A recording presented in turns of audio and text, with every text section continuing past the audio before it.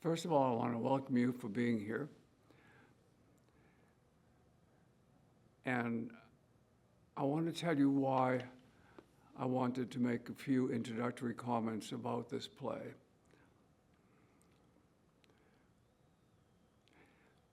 In spite of the fact that I am the playwright of the play, thanks to the great talent of the actors who are about to do the stage reading,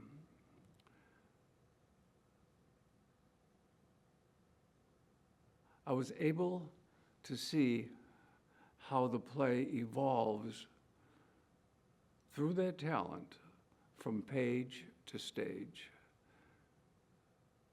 And I saw there were layers here. There are actually 3 storylines in this play. It's similar to the Russian dolls, you know. Those wooden dolls, you open the first one and then there's a second, and you remove that and there's a third.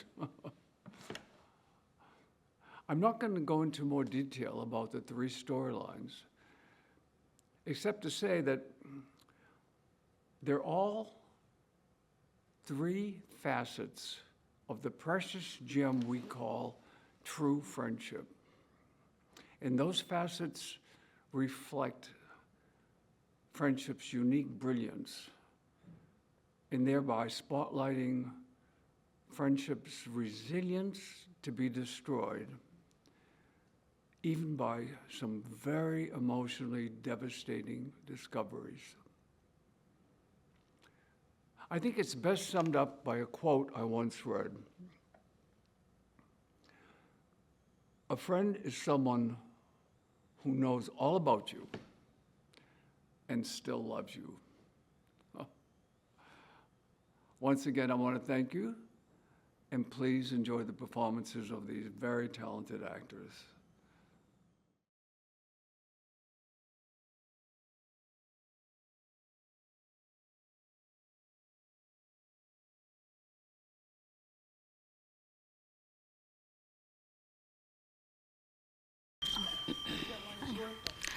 Good morning, Celia. How are you feeling today? Oh, better, thanks.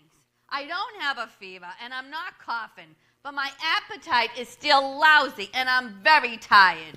You have to eat something. You know, it helps your immune system so you can fight the virus. Nothing tastes good to me. Well, you have to force yourself. I'm making some minestrone soup, and I'll send you over a thermos full. Eat it, even if you don't like it. Think of it as medicine, okay? Okay. Have you made any of those masks yet? Oh, yeah. What do you think?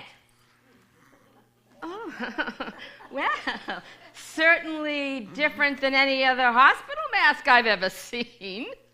Well, what about as part of our costume for a masquerade party? Now you're talking. They would be perfect for that, but also for COVID, because I'm sure they would scare the virus away. So keep making them. I'll hand them out. Oh, masks are very hard to find anywhere. Like everything else, everyone is sold out. But I got good news. I was able to get us some gloves. From where? I got them from Sheila. You know her. She lives across the street over the bakery. She's also a nurse, and I know she's a history buff, so I made a deal with her. What kind of deal? Well, because of the COVID precautions, the public library is closed. And Sheila told me she had nothing good to read.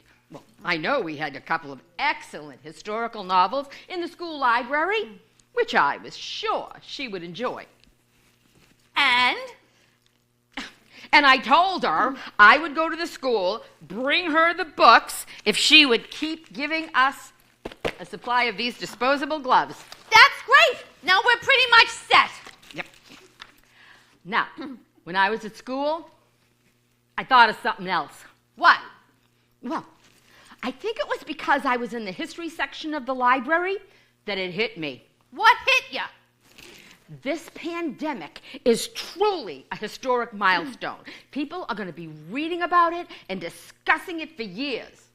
You and I, we are witnesses to it. So, we have an obligation What are you talking about? We have to share our experiences. So in the future, people will know what it was like to live through COVID. How can we do that? This is how. What's that? It's a diary. Whose?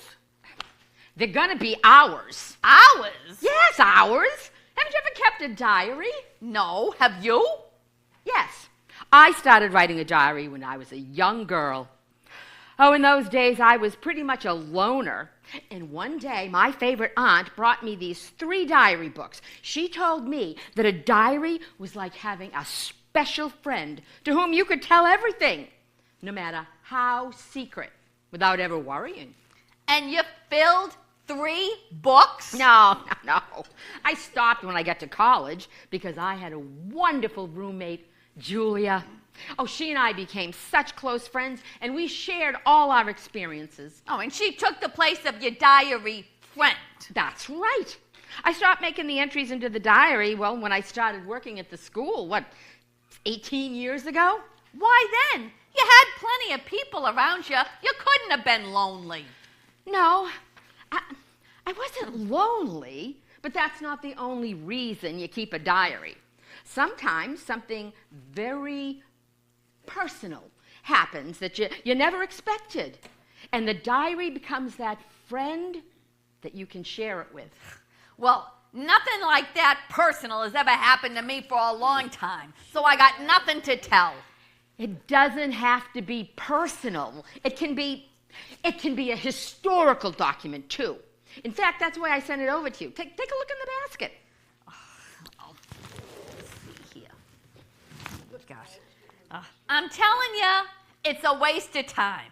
There's nothing in my life that's so important it's worth writing about. Are you kidding? This pandemic, people are going to be asking questions about it for years to come. And you and I, are living it. Yeah, and we might be dying from it too, if we're not careful. You know, Dante died from it. Dante? I'm not talking ancient history. It's the COVID virus, not the plague I'm talking about. Not that Dante. I'm talking about the Shepherd Angeles. Oh, him. That's too bad. He was a nice man, but he was a terrible chef. His sauce, always gave me such heartburn. Oh, I know it, and I kept telling him, you put too much garlic. Yeah. That's what causes the agita. Oh, but God bless his soul, he wouldn't listen. You know who else? Who else what? Makes lousy sauce? No, who died? No, who? Jimmy, the barber.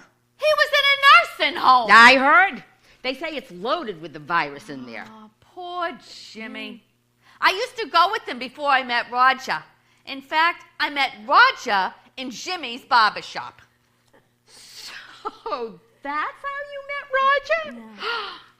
Such a handsome man. Oh, it must have been love at first sight. Yeah, not quite. In fact, I almost got him killed. Killed? How? Jimmy was shaving Roger, with a straight razor, and it was a hot summer day, and the door was open. So I walked into the barber shop. Jimmy's back, was towards me, and, just trying to be funny. I quietly snuck up and tickled him, and then I heard Roger scream. Oh, my God. Oh, there was blood everywhere. Roger was screaming, Jimmy was screaming, and I fainted. Well, that was some introduction. So what happened? Well, I quickly got to my feet, but by that time, Jimmy was holding a towel over the cut on Roger's neck. It was a deep cut, and it needed stitches. So I drove him to the emergency room, and I stayed with him till the doctor sutured him. We were both so frightened. I held his hand, and I tried to calm him down. So that's how he got that scar. Yeah, but it's under his collar. How did you see it? I forget. I think it was one afternoon when he came to pick up your nephew Johnny when he got sick at school, and then take him to your place because your sister couldn't get out of work. You must have been pretty close to Roger to see it. Yes, I helped him put Johnny in the back seat of the car. It was a hot day, and Roger was wearing a T-shirt. I remember I commented on it to him because it was very close to the artery. It's a miracle he didn't bleed to death. That's what I was afraid of. The doctor said he lost a lot of blood. I was living alone at the time, and so was he. I felt so guilty. I insisted he stay with me till he got his strength back. Well, how long did that take? Longer than either of us expected. What did Jimmy say about that arrangement? I mean, you said you were dating him. Oh, Jimmy felt guilty, so he went along with it. In fact, after a couple of days when he knew Roger was doing good, Jimmy told me a story to make Roger laugh. And it did. Well, what was it? Well, Jimmy bought the barber shop from old Tony Terramina. Tony, who was a crotchety old bastard, told him that one day when he was shaving the head, of one of his clients, he cut off this lump that was growing on the guy's head. And it started to bleed bad. So Tony put a towel on it, and told the guy he had to go to the emergency room and get some stitches. So the guy starts leaving, and as he starts to go out the door, Tony yells to the guy to pay him the $10 for the haircut. You gotta be kidding. No, that's not all. A couple of days later, this guy is walking past the barbershop. Tony opens the door and yells to the guy, "Where's my towel?" That is classic. How did Roger react when you told him that story? Oh, I bet he laughed. Oh, he had such a great sense of humor. I mean, because you do. Oh, he broke up. That reminds me of something funny. Kind of like that, and it happened to me when I was in nursing school. Oh, yeah. Tell me about it. Well, most of the girls were broke, and when we were going to school, and there was a hairdressing school right across the street from us where we could go and get our hair done by the students, and they would only charge us like 50 cents.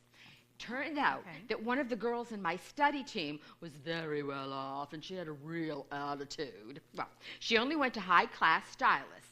But one time, when I told her I was going across the street to get my hair done, she said, well, she'd come along and she'd wait for me. Well, while she was sitting there, and because the place was empty, she decided to get a little, touch-up. So we sat in the chair next to me.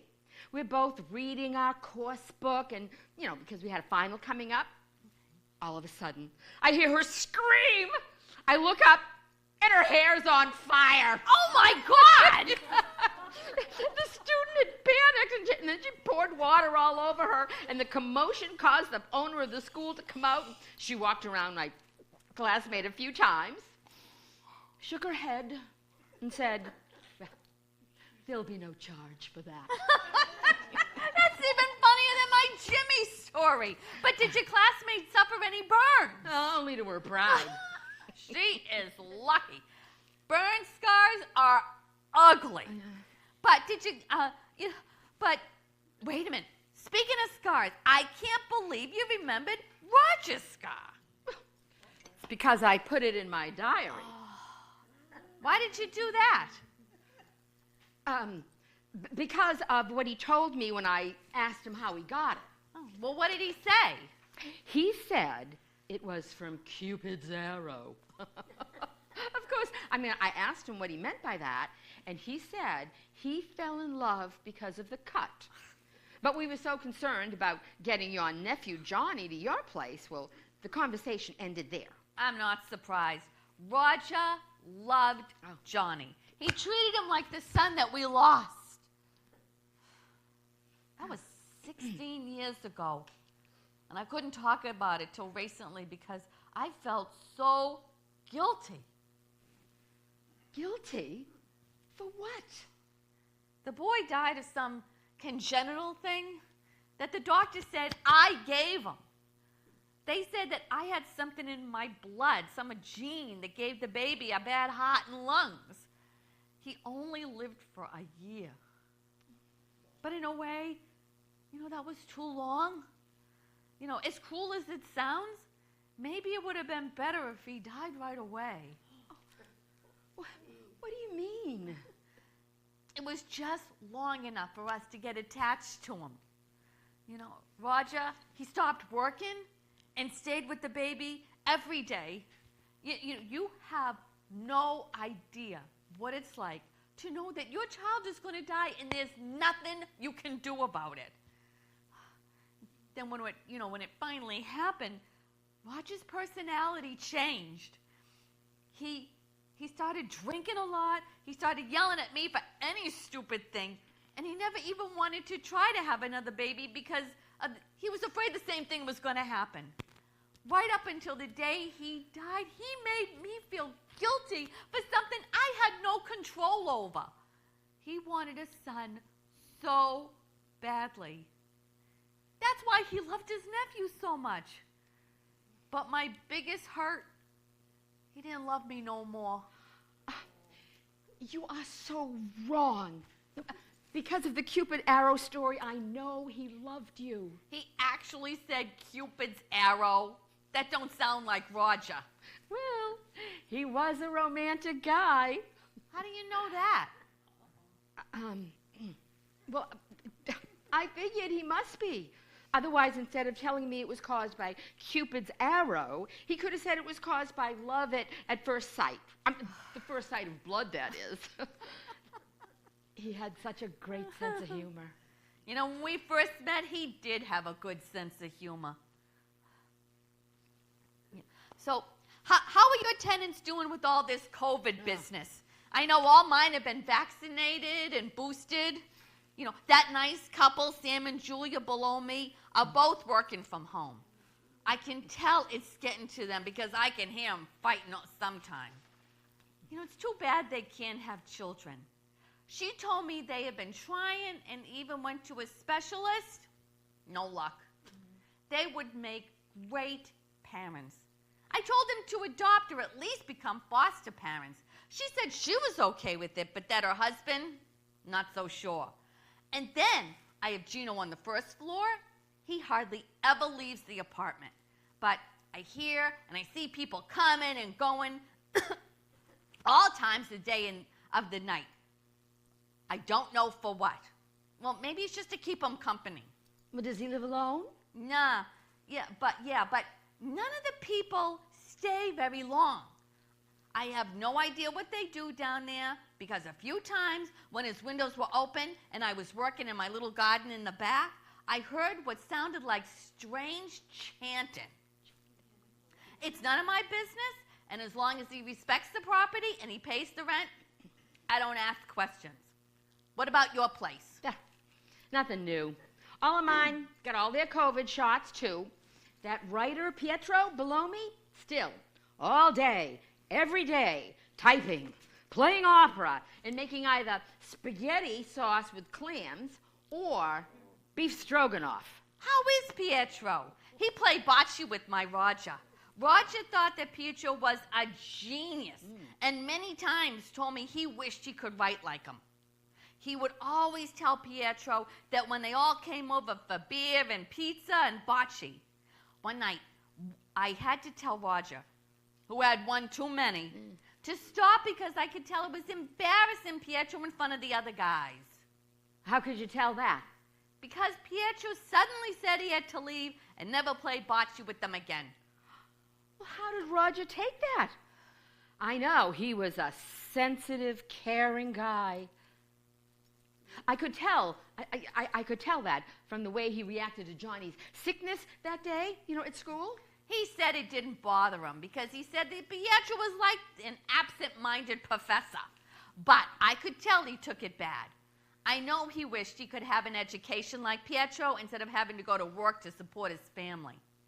I think Pietro missed him too because he looked really sad at Roger's funeral. Let's talk about something else. Tell me about your other tenants. On the first floor, I still have Maria, who does something in the diplomatic service, and her girlfriend Giselle, the opera star. They're both very nice ladies when they're sober. But every night, they invite Pietro down for cocktails. He brings the food, and Gazelle sings the arias. Oh, it's a scene. Do they ever invite you? No, always. I only went once. That was enough. Why? What happened? Everything was fine until the cocktail hour turned into cocktail hours. And Pietro started reading from his latest work, which was all about war and sex, education and sex, religion and sex, and sex, and sex. And they were long paragraphs, unending sentences. Well, to stop him, I suggested Maria play some music. She went to the piano and started playing Nessun Dorma from Puccini's Turn It Out. Well, that got Gazelle all wound up, and she stood on the dining room table and started singing. Oh, it turned out that Nessun Dorma, which means no one was sleeping, was a very appropriate choice because she started singing so loudly that no one could even hear themselves think, let alone sleep. And as if that wasn't bad enough, to top it all off, she walked to one end of the table, tipped it over, knocked over the whole huge bowl of beef stroganoff onto the floor, splashed all over my beautiful dress. They all started laughing, and well, I just left. Oh. I said I was just going to change, but I never went back down. Oh, God, that was some dinner party. I would love to have been a fly on the wall that night. Nothing exciting ever happens here. But I do think Gino on the first floor is up to some shady business. Because of the chanting you've heard? Yeah, that. And because of the looks of the people I see coming and going from his place, they seem sad. What do you mean? They dress and act like people you see going to a wake or a funeral. A couple of the women are crying. Are they all like that? Most of them, but not all. In fact, one day I saw Pietro going to visit him. Pietro? Well, I didn't know they were friends. But they were both born in Italy. Maybe they came from the same town. Maybe. But the other weird thing is that everyone goes in the front door, but they always leave out the back door. And it always takes them a while before they walk around from under the porch. I can't see under the porch from my window, so I don't know what they do before they walk away. Wait a minute. From my pantry window, I can see his back door. Yeah. Here's what you do. Signal me when they come, and I will keep an eye out and try to see them leave, and then I will let you know. Maybe it'll be something we can write about in our diaries. You think so? Hey, these diaries, how much have you already written in them? Oh, I only wrote in one, and I told you. I stopped writing, years ago. So, now, we each have a blank book to start putting down our experiences for our grandchildren and our great-grandchildren to read all about. We don't have any children. Well, you're right. But for me, taking care of all of my students over the years, well, that's kind of been like taking care of my children. And you have nephews and nieces. Speaking of which, my niece Anne and her husband Phil, I don't think you've ever met them. Well, they've been foster parents for about, 16, 17 years to this lovely boy, Joseph. I found him for them when a coworker of mine had to give him up. Phil's work is now forcing them to move to the West Coast, and they don't want to take Joseph away from the school and the friends that he's loved so much. So, I'm thinking maybe we can work something out with that lovely couple of yours downstairs. I mean, I know the boy very well. He's a sweetheart, and he's very smart. Well, the head of the foster agency, Marilyn Grafton, she graduated from the school I work at. And, I treated her a number of times, and she and her parents became very good friends of mine. Maybe I can facilitate the process. Maybe. It'd be worth a try. Well, I will look right into it, right before they make any plans with anyone else. See? We already have a lot to start writing about. So, what do you say? Okay, I'll give it a shot. All right, I got my book. Now, which one have I got? Or are they all the same? Oh, they're identical. So just put your name on the inside cover as soon as you can. You know I'm not that good at writing. I only went to high school and then I started working at the sewing factory. Don't worry about it. Just write down everything that catches your attention. It doesn't have to be about the virus. And at the end of each day, you send your diary over to me, and I will send mine, and the next day, we can talk about what we sent each other. Okay.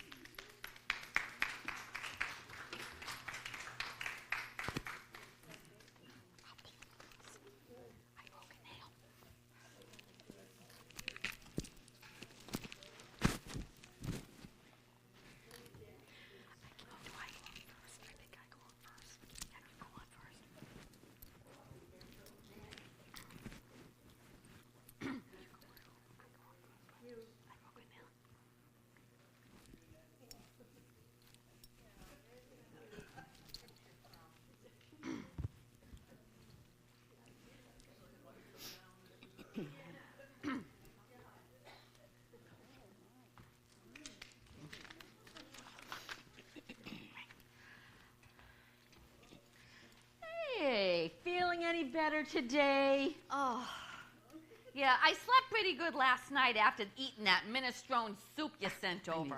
My taste is coming back. In fact, I got a craving for the stuffed shell, so I'm making some now, and I'll send some over to you. Oh, I love the way you make that. Thanks. I haven't got much time this morning. I have a lot I want to do, but I have some news for you. What's that? I got the lowdown on your tenant Gino. Oh, wait till you hear this. You're not going to believe it. Go on, I'm dying to know what's up with him. What do you know about the evil eye? The evil eye. My grandmother used to tell us about that. It's a curse that one person can give another, and it can bring them bad luck. In fact, she made us all wear, like these little horns to help protect us from it. What is it? It's a little red horn. See, I wear it right here, right next to my crucifix. Why are you asking about the evil eye? Okay. Well, because I am learning a lot about it from Pietro. Pietro? How come? Because I wanted to find out why he went to see Gino. I mean, I asked him to come up to my apartment so I could give him some masks and some gloves. Well, when he came up, I asked him to stay for coffee and cake, and we started to talk. How did you bring up Gino? I told him I wanted to pass out some of the masks and gloves to our neighbors, and I asked him if he knew when Gino would be home. And he started talking about him. That was smart thinking. So, what did he say? First of all, do you know how you can get rid of the evil eye once you get it? I remember my grandmother used to tell us you need to see someone who was the seventh son or daughter of a seventh son or daughter, because they are blessed with the power to remove the curse from you. But she told me they're hard to find. Of course, how many can there be? Why are you asking? What does this have to do with Gino?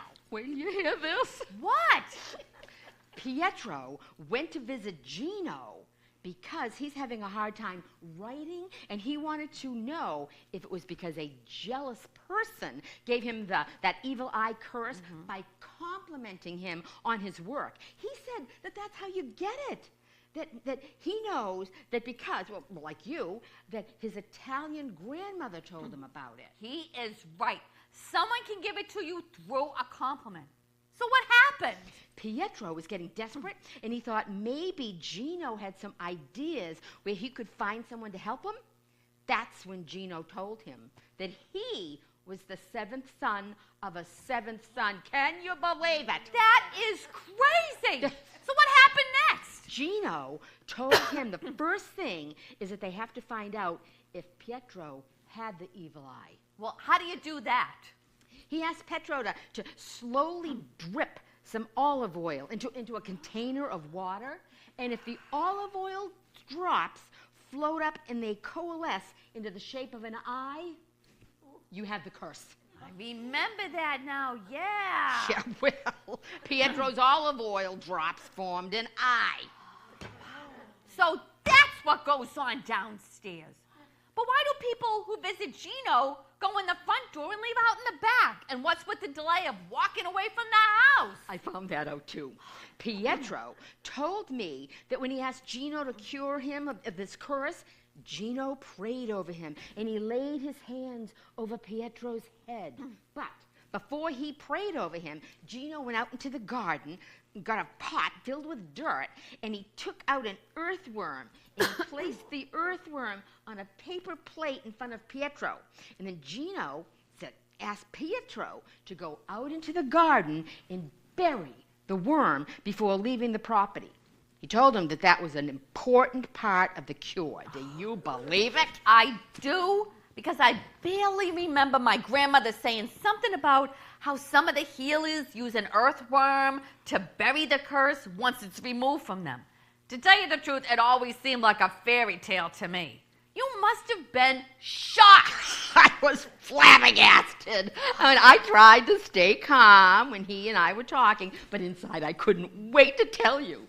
Here, you were accusing Gino of being involved in some kind of mysterious business, and all the time, he's one of a rare group of people who can get rid of the evil eye.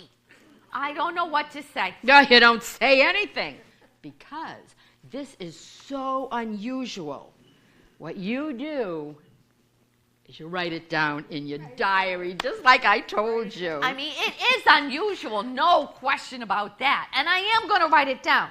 But what about you? Are you going to write it down too? Me? No. You know much more about this stuff than I do. So it's better that you write about it.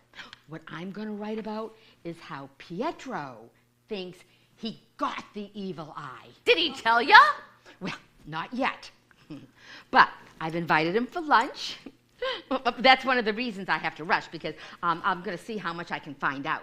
He did tell me that Gino told him that the power to give the evil eye is not some supernatural power that only chosen people can possess, but it's a power possessed by ordinary people, and that others who are very jealous of a person's success, possessions, or looks, that's how they can give it to somebody. They said that's why you won't ever hear from an Italian that everything in their life is perfect, even if it is. They don't want to attract unnecessary jealousy. You're Italian, don't you know that? Oh, the part about never bragging, definitely true. Even as a kid, I remember my grandmother all the time telling us to never show off. She said we should be satisfied with what we had and not be jealous of what anybody else had. Those things were against God's will, and he'd punish you for it. She never said it could give somebody, though, the evil eye. Well, from the way that Pietro was talking, I'm pretty sure he knows who gave it to him. But he changed the subject when I asked him. If I find out when he comes for lunch, I'll let you know. That would be good to know, so we can stay away from that person. I was also thinking what you said about maybe being able to help that nice couple below me, Sam and Julia. Anything new? Well, I am going to make some inquiries about that this very afternoon, and well, I should know more about it tomorrow when we talk. All right. Okay, I got to run too. The water for my macaroni is boiling. You know, I think I'll bring some of the stuffed shells downstairs to both the couple and to Gino. I'll let you know if I find out anything. Great. We'll talk tomorrow. Now, you start writing in your diary tonight. I'm going to write in mine too, and we'll swap them tomorrow morning to see if there's anything, you know, that one of us might have forgotten. Okay.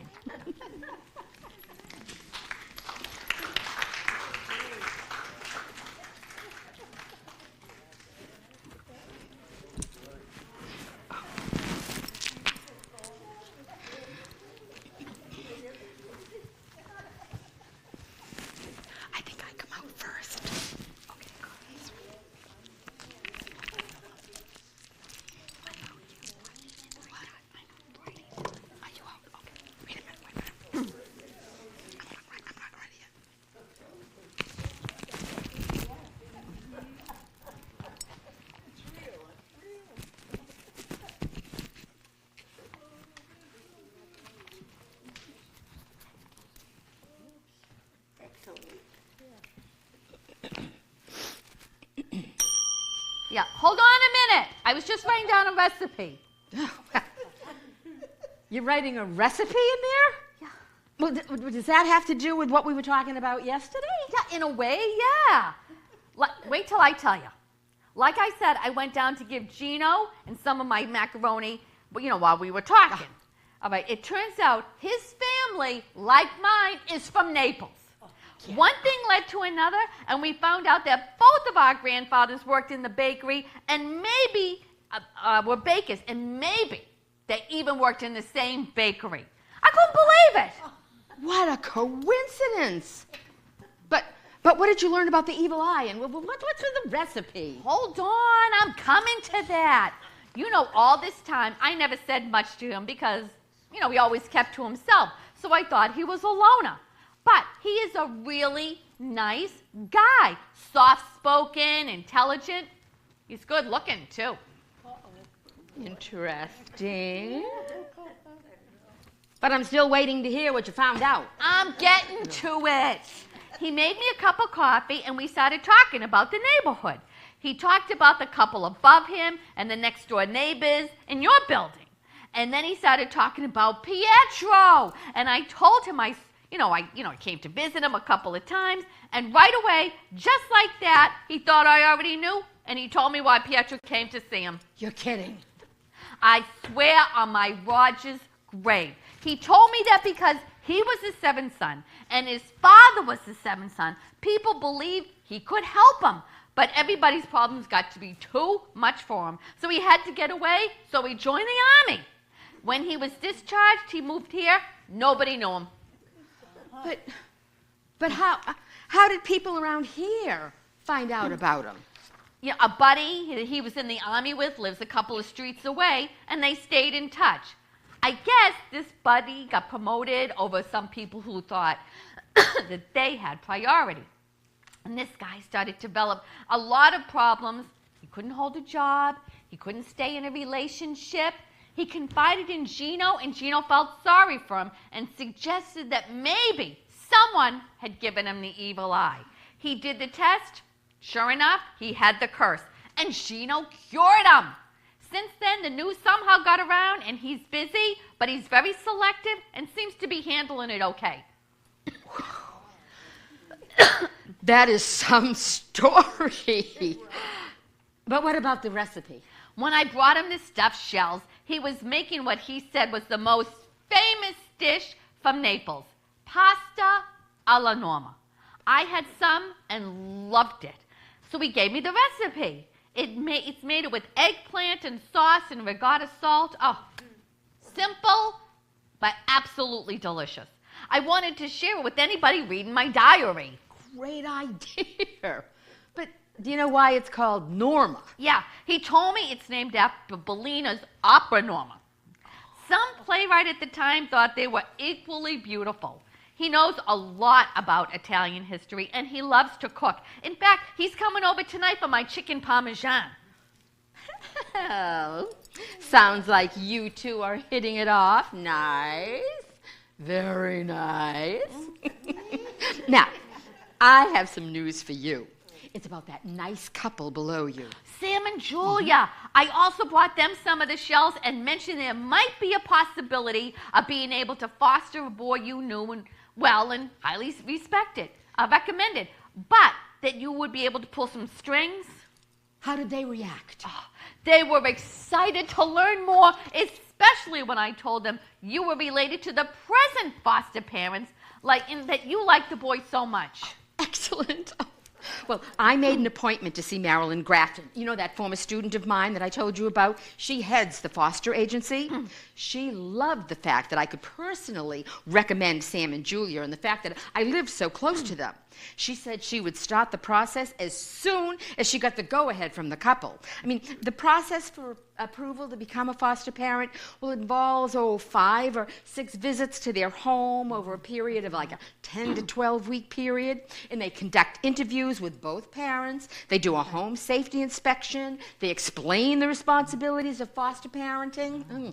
I also found out if the child has no relatives to adopt them, then the current foster family will be usually the first choice for an adoptive family. Now, do you think Sam and Julia will be okay with all of that? I'll go down this morning and get back to you. But I'm sure they will want to start right away. I can't believe you did that so fast. This must be really important to you. It is.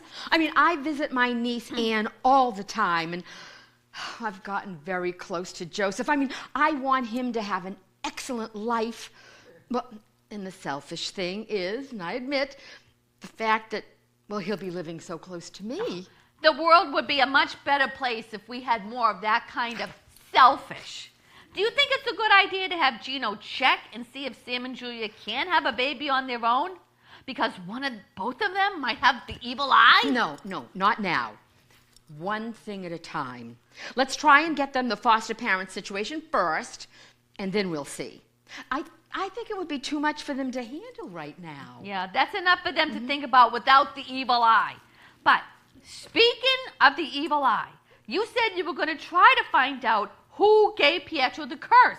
Did you have lunch with them like you said? I did, and I have to tell you, he's a real gentleman. I don't know what I expected from what I saw that one drunken night downstairs at Maria's, but I can tell you, he is wonderful company. Oh, and he's such a handsome man. Ugh, if I didn't know you so many years, I think I was hearing a bit of flirting. You're just talking foolish. It's just that I was surprised. All this time, I'm thinking he's just a mad Italian bachelor, only concerned about writing another bestseller. But I found out he's so much more than that. He's a great cook, a great conversationalist, and he's not a bachelor. He's a widower. Oh. That story is a heartbreak. Really? What happened? He sold the movie rights to his book with the provision that he participate in the movie production as a consultant to the scriptwriter and the casting director. Well, they'd screened a number of leading lady potentials with no luck. So one day, oh, you're going to love this, they're having lunch with the director in a small trattoria across from the studio, and he was complaining that none of the women auditioning had that combination of natural beauty and fiery temper that he was looking for, that defined his character. Suddenly, he heard a voice from the kitchen dressing down some member of the staff. The tone of her voice was exactly what he was looking for, and he went into the kitchen and he saw this statuesque, olive-skinned, raven-haired beauty in a marinara-stained apron waving a wooden spoon around, and he cast her right on the spot. Well, and at the same time, he fell in love right on the same spot. 1 year later, she got a golden Oscar and a golden wedding ring. That has to go into your diary. What a great story. But what happened to her? Cancer. Aggressive, untreatable. It killed her, and it destroyed him. The grief, it's still there. He broke out in tears when he told me, and I had to hold him and comfort him down. Does he think that it was part of the curse? I don't think so, because he said he was sure that he got it later, and he's pretty sure he knows who gave it to him. Did he tell you who it was? He said it would do no good to say. I asked why. He said maybe sometime. And then he changed the subject to his love of cooking, and he invited me to dinner tonight. I asked him about what his nightly visits to Maria and Giselle, if they were still going on. And he sweetly said that it would be more fun to have a quiet evening, just he and I. This is getting crazy. I'm finding out what a nice guy Gino is, and you're finding out what the same thing about Pietro. And all this time, we was thinking they was losers. I'm beginning to think all this time we were the losers.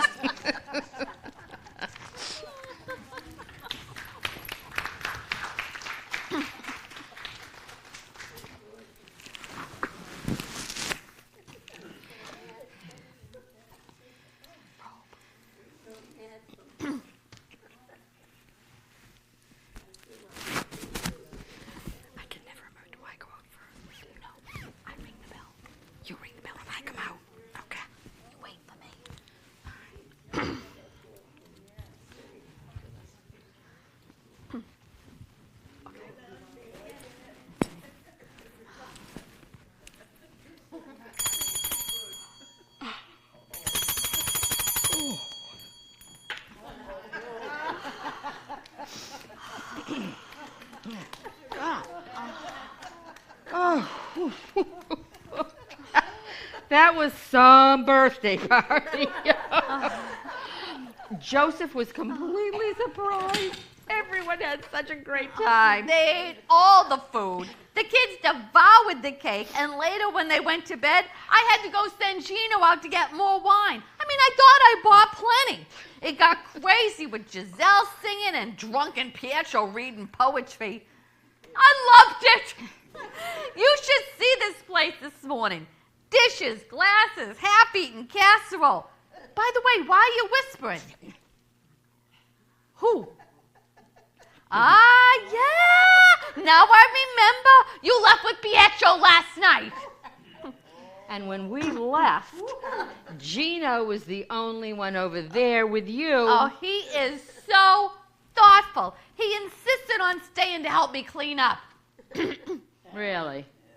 Well, he has a strange way of cleaning up because you said that your place was a mess, which would usually drive you crazy.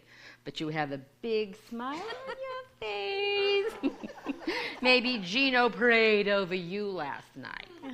All I can say is, if I had the evil eye before the party, I don't know more. Oh, who would believe it? 6 months ago, we were like two aging biddies complaining about everything and everybody, and now we're like two infatuated schoolgirls. We're enjoying the company of Gino and Pietro. Oh, and we have that beautiful young man, Joseph, in our life to listen and laugh with. I know. I keep pinching myself. I bet Gino does, too. Oh, Hey, speaking of Joseph, Sam and Julia are going to go to the city tonight for their anniversary and asked if, Joseph could stay here because they don't want him to have no wild party. You know how teenagers are. So, of course, I said yes. But then last night, Gino tells me one of his clients is playing in some musical in town and gave him 2 house tickets. So, can Joseph stay with you tonight? Oh, absolutely. Oh, I love having him come with me. Oh, I'll make him that chicken parm and those French fries that he likes, and I always keep a supply of those chocolate chip cookies that he loves in the freezer. Great. I really got to get started on straightening out this place before the Board of Health closes me up. By the way, your diary is reading like a bestseller. I mean, I can't wait till you describe the religious experience you had last night. Oh, and you too. I'm sure Pietro read you some interesting passages that night. Good thing there ain't no censors reading those passages. Well, if there were, I'm sure every one of them would be begging to rent one of our apartments. You're right. Well, I'll go work on my diary this afternoon and send it over before Gino and I go to the musical. Okay, I'll do the same. You have a great evening, because I know Joseph and I will. Yeah.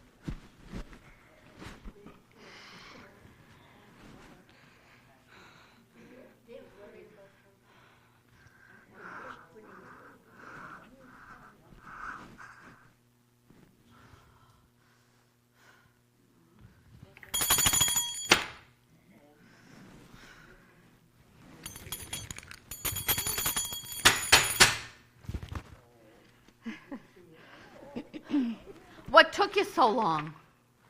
I was in the bathroom. I sent you back your diary. It's your personal one. Your very personal one. I know. Last night I was busy cooking dinner for Joseph, so I asked him to send my diary over to you with the stuff I wrote yesterday, and he put the wrong one. He put the wrong one in. They look identical, Did you read it? I read enough of it. Did Pietro ever tell you who he thinks gave him the evil eye? He still doesn't want to tell me. Well, I know. Gino told me that Pietro thinks my Roger gave it to him because he was so jealous of the way he could write. Roger, I can't believe that he would do that. That's what I said. But Gino told me he talked with Roger a few times about Pietro, came to see him, and he found out that Roger did a lot of things. Gino didn't tell me everything because he could see how upset it made me. Gino could see that I was hurt and I was upset, and he was able to calm me down. Well, hearing all of that, well, it had to be so difficult for you. You never know, do you? Just when I thought I was be able to move away from the old things that hurt me, something new comes along. Something that, without Gino, it would have made me crazy. But he reminds me that nothing can change the past, and dragging it all back into the future is a waste of a life. He keeps telling me to stay focused on that. And that takes so much energy. It takes a lot of love. All kinds of love. Not just what I found out with Gino, but friendship. And how close we become with Joseph. Oh, he's such a joy, a real gift. He is a wonderful boy. Look, I didn't sleep well last night, and I'm very tired. I don't feel like talking today. I'm sorry. Are you feeling all right? You don't feel sick, do you? Is there anything I can do? Yeah. There's something I need to ask you. What's that? Remember when you took that year off a while back? You said you had to do some studies or something? How long ago was that? I don't, maybe 17 years ago. Why are you asking? 17 years. Yeah, that's what I thought. I'm asking because I was just wondering if before you left, did Roger tell you that the name of the boy that we lost was Joseph? That was a long time ago, Celia. I don't remember. You don't remember. Look, I'm tired. I don't want to talk anymore. Well, we'll talk tomorrow. Okay? Okay. Yeah. We'll talk tomorrow.